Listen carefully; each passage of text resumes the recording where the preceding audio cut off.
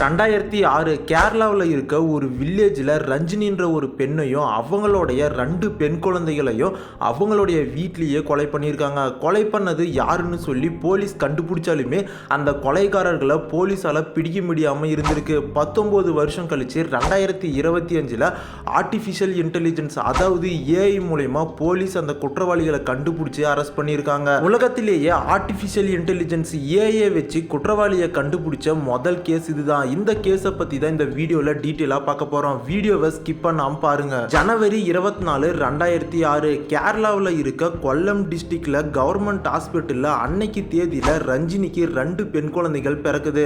இந்த விஷயத்தை பார்த்து ரஞ்சினியோட அம்மாவான சாந்தாவுமே ரொம்பவுமே சந்தோஷப்படுறாங்க. உடனே இந்த விஷயத்தை பஞ்சாப்ல ஆர்மியில வேலை செஞ்சுட்டு இருந்த ரஞ்சினியோட ஹஸ்பண்டான டெவில் குமார் கிட்ட இந்த ஒரு விஷயத்த கால் பண்ணி சொல்றாங்க. அவருமே அதை கேட்டு ரொம்பவுமே சந்தோஷமாகறாரு. ஆனா அப்ப அவங்க யாருக்குமே தெரியாது அடுத்து ஒரு கொடூரமான சம்பவம் நடக்க போகுதுன்னு. இது நடந்து 15 நாள் கழிச்சு பிப்ரவரி 10, 2006 அன்னைக்கு தேதியில் ரஞ்சினியோட அம்மாவான சாந்தா என்ன பண்ணுறாங்கன்னா அவங்களுடைய பொண்ணான ரஞ்சினியையும் அவங்களுடைய 2 பேத்திகளையும் வீட்டில் விட்டுட்டு அவங்களுடைய பேத்திகளுக்கு பர்த் சர்டிஃபிகேட் வாங்கிறதுக்காக அந்த ஊரோட விஏஓவை பார்க்கறதுக்காக வீட்டிலேருந்து கிளம்பி வெளியே போகிறாங்க. அவங்க வெளியே போனால் கொஞ்ச நேரத்திலேயே பக்கத்து வீட்டில் இருந்து ஒரு பெண் ரஞ்சினியை பார்க்கறதுக்காக அவங்களுடைய வீட்டுக்குள்ளே போகிறாங்க. அப்படி போய் பார்த்தவங்க ஒரு நிமிஷம் அதிர்ந்து போகிறாங்க. அதுக்கு காரணம் ரஞ்சினி தரையில் விழுந்தபடியே இறந்து கடந்திருக்காங்க. அவங்களுடைய கழுத்தை யாரோ கத்தியால் அறுத்திருக்காங்க. அதுலேயும் இன்னும் கொடூரமான விஷயம் என்னன்னா பிறந்து 15 நாளே ஆனால் அவங்களுடைய 2 பெண் குழந்தைகளையும் சேர்த்து கொலை பண்ணியிருக்காங்க. உடனே அந்த பெண் வீட்டில் இருந்து அலறி அடிச்சுட்டு வீட்டை விட்டு வெளியே ஓடி வந்து கத்திருக்காங்க. அவங்க கத்துற சவுண்டை கேட்டு ஊர் மக்கள் எல்லாருமே ரஞ்சினியோட வீட்டான வந்துடுறாங்க. ரஞ்சினியோட வீட்டுக்குள்ளேயும் போய் பார்க்குறாங்க. பார்த்துட்டு எல்லாமே அதிர்ச்சியில் அதிர்ந்து போகிறாங்க. உடனே இந்த ஒரு தகவலை ரஞ்சினியோட அம்மாவான சாந்தாவுக்குமே சொல்கிறாங்க. அவங்களுமே வீட்டுக்கு வந்து தன்னோட மகள் பேத்தி எல்லாமே இறந்துருக்கிறத பார்த்து கதறி கதறி அழுகுறாங்க. ஊர் மக்கள் உடனே போலீஸ்க்கு ஃபோன் பண்ணி இந்த ஒரு விஷயத்த சொல்லிடுறாங்க. போலீஸுமே அந்த இடத்துக்கு வந்து பார்த்து ரொம்பவுமே ஷாக் ஆகுறாங்க. ஏன்னா காலை நேரத்தில் ஒரே வீட்டில் 3 கொலைகள் நடந்திருக்கு. இதுக்கு அடுத்து போலீஸ் இன்வெஸ்டிகேஷன் பண்ண ஸ்டார்ட் பண்ணுறாங்க. ஆரம்பத்தில் பக்கத்து வீட்டில் இருக்கவங்ககிட்ட எல்லார்கிட்டையுமே என்ன விசாரிக்கிறாங்கன்னா கொலை நடந்த அன்னைக்கு யாராவது ரஞ்சினியோட வீட்டுக்கு வந்துட்டு போனாங்களான்னு சொல்லி ஃபஸ்ட்டு விசாரிக்கிறாங்க. அக்கம் பக்கம் இருந்த மக்கள் என்ன சொல்லியிருக்காங்கன்னா 25 வயசு இருக்க ஒரு உயரமான நபர் அந்த நேரத்தில் வந்துட்டு போனார்னு சொல்லியிருக்காங்க. அப்போ போலீஸ் கொலை நடக்கும்போது எந்த ஒரு சத்தமுமே வரலையா, உங்களுக்கு எந்த ஒரு சத்தமுமே கேட்கலையான்னு சொல்லி போலீஸ் கேட்டிருக்காங்க. அதுக்கு அக்கம் பக்கம் இருந்த எல்லா மக்களுமே எந்த ஒரு சத்தமுமே கேட்கலன்னு சொல்லி போலீஸ் கிட்ட சொல்லியிருக்காங்க. இந்த இடத்துல தான் போலீஸ் ஒரு விஷயத்தை முடிவு பண்றாங்க. கண்டிப்பா கொலைகாரன் ரஞ்சினிக்கு தெரிஞ்ச ஒரு நபராக தான் இருக்கணும். அதனால தான் அவனை பார்த்த உடனே ரஞ்சினி எந்த ஒரு சவுண்டுமே போடாம இருந்திருக்காங்க. அதுக்கப்புறம் தான் அவன் அவங்கள கொலை பண்ணியிருக்கான்ற விஷயம் போலீஸ் கன்ஃபார்ம் பண்றாங்க. இதுக்கு அடுத்து ரஞ்சினியோட அம்மாவான சாந்தா கிட்ட விசாரிக்க ஆரம்பிக்கிறாங்க.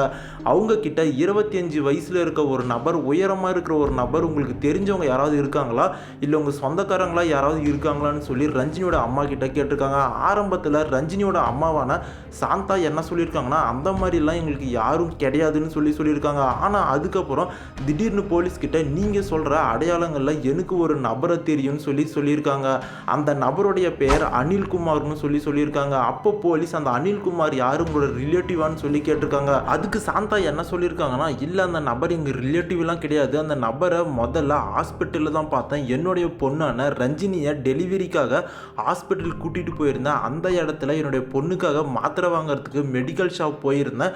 அந்த இடத்துல தான் அந்த நபர் முதல் தடவை வந்து பேசினார். ஆரம்பத்தில் என்னுடைய மனைவி ப்ரெக்னெண்ட்டாக இருக்காங்க, அவங்கள செக்கப் கூட்டிகிட்டு வந்திருக்கேன்னு சொன்னார். நானுமே என்னுடைய பொண்ணுக்கு குழந்தை பிறந்திருக்குன்ற விஷயத்த அவர்கிட்ட சொன்னேன். திரும்பவும் நான் ரஞ்சினிக்காக சாப்பாடு வாங்குறதுக்கு கேன்டீனுக்கு போனேன். அந்த இடத்துல அந்த நபர் வந்தார். அவராக தான் பேசினார்.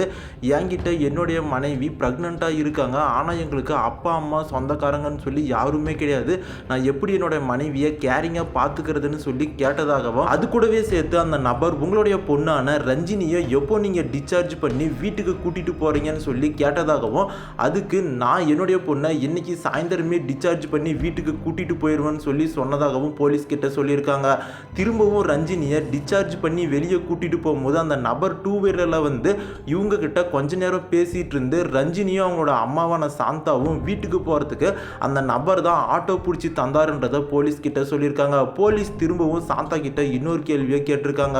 ஒருவேளை அந்த அனில்குமார்ன்ற நபர் ரஞ்சினிக்கு தெரிஞ்ச நபராக இருப்பாரோன்னு சொல்லி சாந்தா கிட்ட கேட்டிருக்காங்க. அதுக்கு சாந்தா என்ன சொல்லியிருக்காங்கன்னா, இல்லை, அந்த நபரை முதல்ல பார்க்கும்போது ரஞ்சினி என்கிட்ட யார் அந்த ஆளுன்னு சொல்லி கேட்டதாக போலீஸ் கிட்ட சாந்தா சொல்லியிருக்காங்க. இதுக்கடுத்து போலீஸ் சாந்தா கிட்ட அந்த நபர் எப்படி இருப்பாரு, பார்க்க என்ன மாதிரி இருப்பாருன்னு சொல்லி எல்லா டீட்டெயில்ஸையுமே கலெக்ட் பண்ணி அதை ஒரு டிராயிங்காக வரைகிறாங்க. அந்த டிராயிங்கை ரஞ்சினியோட வீட்டு பக்கத்தில் இருக்க எல்லா மக்கள்கிட்டையும் காட்டும் போது அவங்க எல்லாருமே இந்த ஃபோட்டோவில் இருக்க நபர் தான் இந்த வீட்டுக்கு வந்து போனார்னு சொல்லியிருக்காங்க. உடனே போலீஸ் இந்த ஃபோட்டோவை சுற்றி இருக்க எல்லா இடங்கள்லையுமே ஒட்டி இந்த நபரை எங்கேயாவது பார்த்தா போலீஸ்க்கு தகவல் கொடுக்கணும்னு சொல்லி எல்லா ஊர்லேயுமே அந்த ஃபோட்டோவை ஓட்டுறாங்க. இப்படி ஓட்டினா ஒரு சில நாட்கள்லேயே போலீஸ்க்கு ஒரு ஃபோன் கால் வருது. அந்த ஃபோன் காலில் நீங்கள் தேட நபர் அடிக்கடிக்கே இந்த டீ கடையில் வந்து டீ குடிக்கிறத நான் பார்த்துருக்கேன்னு சொல்லி அந்த ஒரு தகவலை கொடுத்துருக்காங்க. போலீஸுமே அந்த டீ கடைக்கு பக்கத்தில் இருக்க எல்லா இடங்களையும் தேடி பார்க்குறாங்க. ஆனால் அந்த அனில்குமாரை போலீஸால் கண்டுபிடிக்க முடியாமல் போகுது. திரும்பவும் ஒரு சில நாட்கள் கழித்து நீங்கள் தேடுற நபர் ஏடிஎம்மில் தான் இருக்கான்னு சொல்லி போலீஸ்க்கு ஒரு கால் வருது. போலீஸுமே அந்த ஏடிஎம்முக்கு போகிறதுக்குள்ளேயே அந்த அனில்குமார் ஏடிஎம்லேருந்து பணத்தை எடுத்துகிட்டு போயிடுறாரு. போலீஸுமே சுற்றி தேடி பார்க்குறாங்க. அந்த நபரை போலீஸால் கண்டுபிடிக்க முடியாமல் போகுது. ஆனால் அந்த நபர் எந்த டைமில் பணம் எடுத்தாரோ அந்த அக்கௌண்ட்டை எல்லாமே செக் பண்ணி பார்த்தோம்னா அந்த அக்கௌண்ட்டில் அவருடைய டீட்டெயில்ஸ் இருக்குன்னு சொல்லி அந்த நபர் எப்போ பணம் எடுத்தாரோ அந்த அக்கௌண்ட்டை செக் பண்ணி பார்க்கும்போது தான் போலீஸ்க்கு ஒரு ஷாக்கிங்கான விஷயம் தெரிய வருது. இத்தனை நாளாக அவங்க தேடிட்டு இருக்கிற நபருடைய பெயர் அனில்குமார் கிடையாது, அவருடைய உண்மையான பெயர் ராஜேஷ்ன்றது போலீஸ்க்கு தெரிய வருது. இதுக்கடுத்து போலீஸ் அந்த ராஜேஷோட எல்லா டீட்டெயில்ஸுமே கலெக்ட் பண்ணி பார்க்கும்போது அந்த ராஜேஷ் கேரளாவில் இருக்க குன்னூரில் தான் இருக்கிறாருன்ற விஷயம் போலீஸ்க்கு தெரிய வருது. போலீஸுமே குன்னூருக்கு போய் ராஜேஷோட வீட்டை செக் பண்ணி பார்க்கும்போது அந்த வீட்டில் ராஜேஷ் இல்லாமல் இருந்திருக்காரு. அவருடைய அப்பா அம்மா மட்டும்தான் இருந்திருக்காங்க. போலீஸ் அவருடைய அப்பா அம்மா கிட்ட விசாரிக்கும் போது என்னோட பையன் ஆர்மியில் தான் வேலை செஞ்சுட்டு இருக்கான்னு சொல்லியிருக்காங்க. அப்போ தான் போலீஸ்க்கு இன்னொரு விஷயம் தெரிய வருது. ரஞ்சினியோட ஹஸ்பண்டான டெவில் குமாரும் அதே ஆர்மி கேம்பில் தான் வேலை செய்கிறாருன்ற விஷயம் போலீஸ்க்கு தெரிய வருது. உடனே போலீஸ் அந்த ஆர்மி கேம்புக்கு ஃபோன் பண்ணி ராஜேஷை பற்றி விசாரிக்க ஆரம்பிக்கிறாங்க. அப்போ அந்த ஆர்மி கேம்பில் என்ன சொல்லியிருக்காங்கன்னா, ராஜேஷ் 1 மாதமாக மெடிக்கல் லீவில் வீட்டுக்கு போயிருக்காருன்னு சொல்லியிருக்காங்க. டெவில் குமாருமே வேலைக்கு வந்து 2 நாள் ஆகுதுன்னு சொல்லி போலீஸ் கிட்ட சொல்லியிருக்காங்க. அப்போ போலீஸ் இன்னொரு சந்தேகமும் படுறாங்க. ஒருவேளை டெவில் குமார் 2 நாள் வேலைக்கு வரலன்னா இந்த ராஜேஷ் தான் டெவில் குமாரையும் ஏதாவது பண்ணிருப்பானோன்னு சொல்லி போலீஸ் ராஜேஷை தீவிரமாக தேட ஆரம்பிக்கிறாங்க. இந்த விஷயம் ரஞ்சினியோட அம்மாவான சாந்தாவுக்கு தெரிய வந்த உடனே சாந்தா போலீஸ் கிட்ட இன்னொரு விஷயத்த சொல்கிறாங்க. என்னுடைய பொண்ணையும் என்னுடைய பேத்திகளையும் டெவில் குமார் கூட கொலை பண்ணியிருக்க வாய்ப்பு இருக்குன்னு சொல்லி போலீஸ் கிட்ட சொல்லியிருக்காங்க. போலீஸ் அதுக்கு சாந்தா கிட்ட என்ன கேட்டிருக்காங்கன்னா, எதை வச்சு நீங்கள் அந்த மாதிரி சொல்கிறீங்கன்னு சொல்லி கேட்டிருக்காங்க. அப்போ தான் சாந்தா ஒரு சில விஷயங்களை போலீஸ் கிட்ட சொல்கிறாங்க. ரஞ்சினியும் டெவில் குமாரும் ஆரம்பத்தில் இருந்தே காதலிச்சிட்டு இருந்திருக்காங்க. ஆனால் ரஞ்சினி ப்ரெக்னென்ட் ஆனதுக்கு அப்புறம் தான் இந்த ஒரு விஷயம் சாந்தாவுக்கு தெரிய வந்திருக்கு. அந்த சமயத்தில் டெவில் குமார் ஆர்மி கேம்பில் இருந்திருக்காரு. அப்போ சாந்தா என்ன பண்ணியிருக்காங்கன்னா, டெவில் குமாருக்கு ஃபோன் பண்ணி என்னுடைய பொண்ணை கல்யாணம் பண்ணிக்கோன்னு சொல்லியிருக்காங்க. அதுக்கு டெவில் குமார் என்ன சொல்லியிருக்காருன்னா, எனக்கு இப்போதைக்கு லீவ் இல்லை, நான் ஒரு 4 மாதம் கழிச்சு வந்து திருமணம் பண்ணிக்கிறதா சாந்தா கிட்ட சொல்லியிருக்காரு. இதனால் ரஞ்சினியும் அவங்களோட அம்மாவான சாந்தாவும் 4 மாதம் வெயிட் பண்ணி பார்த்துருக்காங்க. ஆனால் 4 மாதம் கழிச்சியும் டெவில் குமார் வரவே இல்லை. இதனால் திரும்பவும் சாந்தாவும் ரஞ்சினியும் டெவில் குமார் கிட்ட பேசியிருக்காங்க. அப்போ டெவில் குமார் என்ன சொல்லியிருக்காருன்னா, அந்த குழந்தை என்னோட குழந்தையே கிடையாது, நான் எதுக்கு திருமணம் பண்ணிக்கணும்னு சொல்லி பேசியிருக்காரு. இதனால் சாந்தா என்ன பண்ணுறாங்கன்னா போலீஸ் ஸ்டேஷனில் கம்ப்ளைண்ட் கொடுக்குறாங்க. போலீஸுமே டெவில் குமாருக்கு ஃபோன் பண்ணி குழந்தைக்கு டிஎன்ஏ டெஸ்ட் எடுத்தா நீ தான் அப்பாவா இல்லையான்னு சொல்லி தெரிய வந்துடும், அதனால் அந்த பொண்ணை கல்யாணம் பண்ணிக்கோ, இல்லைனா உன்னை பிடிச்சி ஜெயிலில் போட்டுருவோன்னு சொல்லி டெவில் குமாரை வான் பண்ணியிருக்காங்க. இதுக்கப்புறம் டெவில் குமார் நான் அவளை திருமணம் பண்ணிக்கிறேன்னு சொல்லி ஒத்துக்கிறாரு. ஆனால் கடைசி வரையுமே டெவில் குமார் ரஞ்சினியை கல்யாணம் பண்ணிக்காமலே இருந்திருக்காரு. அவங்களும் அவங்களோட குழந்தைகளும் இறந்து போயிட்டாங்கன்ற விஷயம் தெரிஞ்சதுக்கப்புறம் கூட டெவில் குமார் ஊருக்கு வராமலே இருந்திருக்காரு. இதுதான் சாந்தாவுக்கு ஒரு மிகப்பெரிய சந்தேகத்தை ஏற்படுத்தியிருக்கு. இது எல்லா விஷயத்தையும் சாந்தா போலீஸ்க்கு சொன்னதுக்கப்புறம் போலீஸ் ராஜேஷையும் டெவில் குமாரையும் தீவிரமாக தேட ஆரம்பிக்கிறாங்க. ஆனால் பல வருஷமாக தேடியுமே ராஜேஷையும் டெவில் குமாரையும் போலீஸால் கண்டுபிடிக்க முடியாமலே இருந்திருக்கு. அப்போ தான் ரஞ்சினியோட அம்மாவான சாந்தா என்ன பண்ணுறாங்கன்னா, கோர்ட்டில் பெட்டிஷன் போட்டு இந்த கேஸை சிபிஐக்கு மாற்றணும்னு சொல்லி கோரிக்கை வைக்கிறாங்க. கோர்ட்டுமே அந்த பெட்டிஷனை ஏற்றுக்கிட்டு இந்த ஒரு கேஸை சிபிஐக்கு மாற்றுறாங்க. சிபிஐயுமே டெவில் குமாரையும் ராஜேஷையும் தேட ஆரம்பிக்கிறாங்க. ஆனால் அவங்களாலையுமே 19 வருஷமாக அவங்க 2 பேரையும் தேடி கண்டுபிடிக்க முடியாமல் இருந்திருக்கு. இதுக்கடுத்து சிபிஐ 2025 இன்னொரு விஷயத்தை கையில் எடுக்கிறாங்க. அதுதான் ஆர்டிஃபிஷியல் இன்டெலிஜென்ஸ். இதை எதுக்காக பண்ணுறாங்கன்னா, டெவில் குமார், ராஜேஷ் இவங்க 2 பேருமே அவங்களுடைய பேர் அட்ரஸை மாற்றிட்டு இந்தியாவில் ஏதோ ஒரு இடத்துல வாழ்ந்துட்டு இருந்தாலுமே கவர்மெண்ட் டேட்டாவிலையோ இல்லை ஏதாவது ஒரு சோஷியல் மீடியாவிலையோ கண்டிப்பாக அவங்களுடைய ஃபோட்டோ இருக்கும்.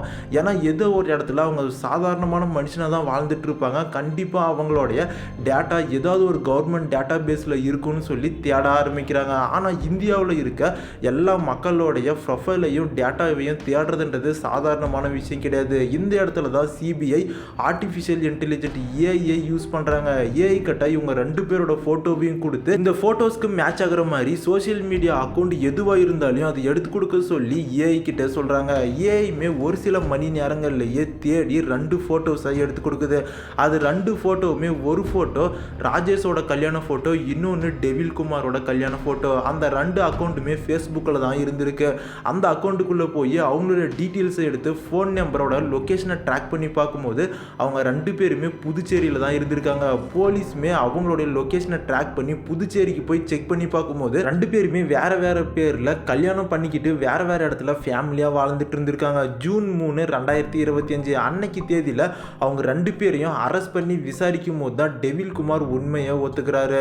ஆரம்பத்தில் டெவில் குமார் ரஞ்சினியை எதுக்காக லவ் பண்ணியிருக்காருன்னா, தேவைக்கு மட்டும் யூஸ் பண்ணிவிட்டு அவளை கலட்டி விட்டுறலான்னு சொல்லி தான் ரஞ்சினியை லவ் பண்ணிட்டு இருந்திருக்காரு. ஆனால் ரஞ்சினி ப்ரெக்னென்ட்டான விஷயம் தெரிய வந்த உடனே டெவில் குமாருக்கு பயம் அதிகமாகுது. அது கூடவே சேர்த்து போலீஸும் குழந்தைங்களுக்கு டிஎன்ஏ டெஸ்ட் எடுத்தா நீ தான் அப்பான்ற விஷயம் தெரிய வந்துடும், அதனால அந்த பொண்ணை கல்யாணம் பண்ணிக்கோன்னு சொல்லி வான் பண்ணது இன்னுமே டெவில் குமாருக்கு பயத்தை அதிகப்படுத்துது. இதனால டெவில் குமார் என்ன முடிவு பண்ணுறாருன்னா, ரஞ்சினியும் அவளோட குழந்தைகளும் உயிரோட இருந்தால் தானே டிஎன்ஏ டெஸ்ட் எடுத்து ப்ரூவ் பண்ணுவாங்க, அவங்க 3 பேரையும் கொலை பண்ணணும்னு சொல்லி டெவில் குமார் முடிவு பண்ணுறாரு. இதுக்காக தன்னுடைய க்ளோஸ் ஃப்ரெண்டான ராஜேஷ்க்கு அதிகமான பணத்தரன்னு சொல்லி இந்த விஷயத்தில் அவரையும் சேர்த்துக்கிட்டு 2 பேருமே ஆர்மி கேம்பில் இருந்து லீவை போட்டுட்டு கேரளாவுக்கு வராங்க. கேரளாவுக்கு வந்த உடனே ராஜேஷ் என்ன பண்ணுறாருன்னா, ரஞ்சினியோட அம்மாவான சாந்தா கிட்ட ஹாஸ்பிட்டலில் பேசி என்னைக்கு டிஸ்சார்ஜ் ஆகி வீட்டுக்கு வராங்கன்ற விஷயத்த ராஜேஷ் தெரிஞ்சுக்கிறாரு. அவங்க வீட்டுக்கு வந்த உடனே டெய்லியுமே அவங்களுடைய வீட்டை வாட்ச் பண்ணிகிட்டே இருந்திருக்காரு. சாந்தா